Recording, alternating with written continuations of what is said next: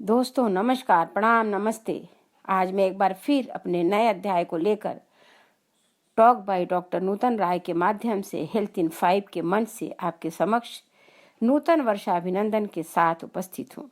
आज जो विषय ले रही हूँ उसका शीर्षक है हैप्पीनेस, यानी प्रसन्नता, खुशी, आनंद, संतुष्टता, सकारात्मकता, मानसिक और भावनात्मक स्थिति खुशी की। वर्ष तो बदल रहा है, नए वर्ष की बधाई, उल्लास ही उल्लास, हर एक पल की खुशी को गले लगा कर जियो। हमें नए वर्ष का नई उमंग, नई तरंग, नए उल्लास से स्वागत करना है। 2020 तो बड़ा कष्ट दे गया, पर अब 2021 इतनी उमंग और इतना उन्माद से भरपूर होगा, नई ऊर्जा का संचार होगा। हमें नए वर्ष का स्वागत नए उत्साह से हम करते हैं और करना है। इस खुशी की कोई निश्चित परिभाषा तो हम नहीं दे सकते, पर शोधकर्ता कहते हैं कि जीवन में संतुष्टता ही असली खुशी है।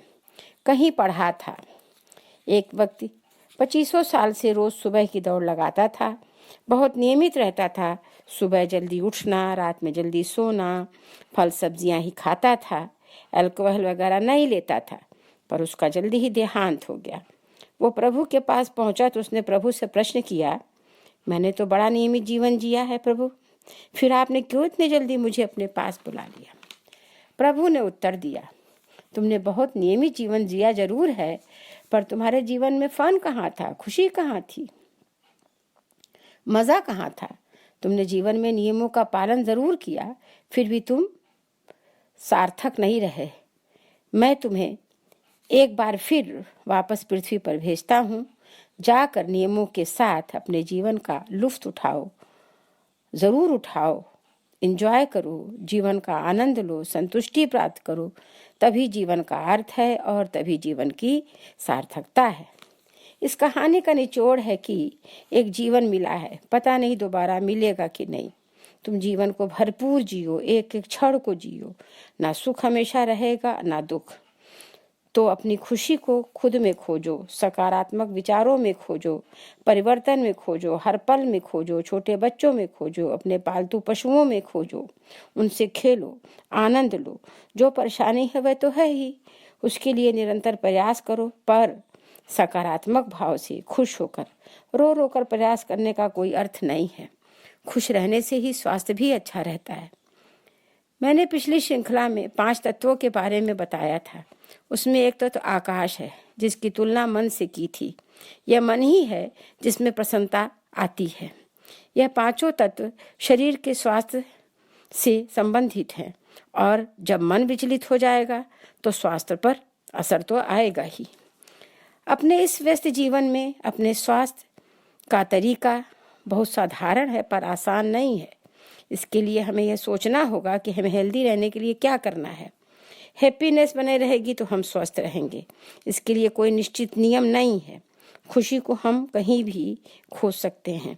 इसको अच्छे भोजन, सूरज, साफ हवा, साफ पानी, पृथ्वी, अपने अंदर की खुशी, किसी पर विश्वास करके और निश्चिंत होकर, टीवी के प्रोग्राम देख करके, मनपसंद प्रोग्राम मन को उत्साहित करते हैं, खेल खेल करके, फिल्म देख करके, किसी से मिलकर बात करके। कहने का अर्थ है कहीं भी खुशी का कोई निश्चित पैमाना नहीं है। हर व्यक्ति की खुशी अलग अलग चीजों पर निर्भर है। कोई एक व्यक्ति जहाँ खुश होता है, हो सकता है दूसरा उससे खुश ना हो। इसके लिए सकारात्मक विचारों का होना जरूरी है, और नकारात्मक विचारों को तो हृदय में प्रवेश ही नहीं करने देना चाहिए। इस हैप्पीनेस को मनोविज्ञान से भी जोड़ा जा सकता है। जीवन में संतुष्टि है और जीवन का कोई मतलब समझ में आता है तो व्यक्ति खुश रहेगा। सामाजिक और भावनात्मक सोच भी हैप्पीनेस को बढ़ावा देती है। किसी पर विश्वास करना, किसी से बात करना भी मन को खुश करता है। अपनी पारंपरिक मान्यताओं से जुड़ना भी आनंद देता है। प्रसन्नता का हमारे जीवन में बहुत बड़ा स्थान है, और इसके प्रामाणिक प्रभाव भी हैं। कहते हैं कुछ रचनात्मक कार्य, कुछ अभ्यास जैसे संगीत आदि, कुछ व्यायाम, ये सब प्रसन्नता को बढ़ाने में हमारी भूमिका निभाते हैं। प्रसन्नता एक भावनात्मक स्थिति है जो महसूस की जा सकती है। इसकी स्थिति स्थायी नहीं है, यह परिवर्तनशील है। यह आप पर निर्भर है कि आप कितने सकारात्मक सोच के राजा हैं। आप खुशी कहाँ ढूंढते हैं? खुश रहने के 1000 बहाने हैं, दुखी रहने के 1000 कारण हैं। न खुशी स्थायी है और न दुख, पर खुशी को महसूस कर हम विकट परिस्थितियों में भी यदि चाहें तो खुश रह सकते हैं। इससे स्ट्रेस नहीं होगा, बीपी नहीं बढ़ेगा, शुगर नहीं होगा। अनेक बीमारियां तो स्ट्रेस की ही देन है। आप अपने अतीत में खुशी खोजकर वर्तमान में प्रसन्न रह सकते हैं। प्लेजर और हैप्पीनेस एक दूसरे के करीब हैं, पर प्लेजर आता जाता रहता है और खुशी प्लेजर से ज़्यादा स्थिर है। आज बस इतना ही। आज मैंने हैप्पीनेस की सार्थकता को बताते हुए आपकी दृष्टि कुछ विशेष बिंदुओं पर आकृष्ट करने का प्रयास किया। हैप्पीनेस भी स्वस्थ रहने का एक तरीका है। आशा है आप इससे सहमत होंगे और अपने जीवन में इसको स्थान भी देंगे। एक बार फिर नूतन वर्ष मंगलमय हो। अगली कड़ी में कुछ और तरीके से इस विषय को विश्लेषित करूंगी।